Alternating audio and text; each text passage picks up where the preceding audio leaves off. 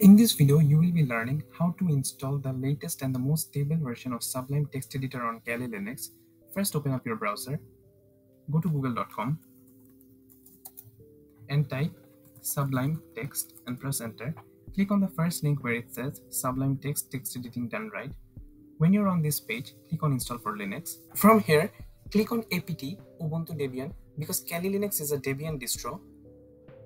And under apt, we now have to install the GPG key. Copy the line that starts with wget, the full line.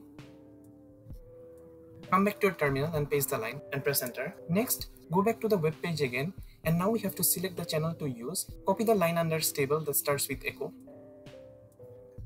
Come back to your terminal and paste the line and press enter. Now update your local package with the command sudo apt update and press enter.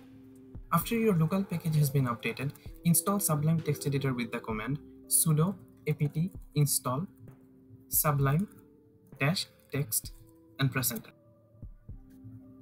Now our installation has been completed and we are ready to use Sublime. Click on the Kali button on the upper left corner and type Sublime, and you can see the icon of Sublime text exists.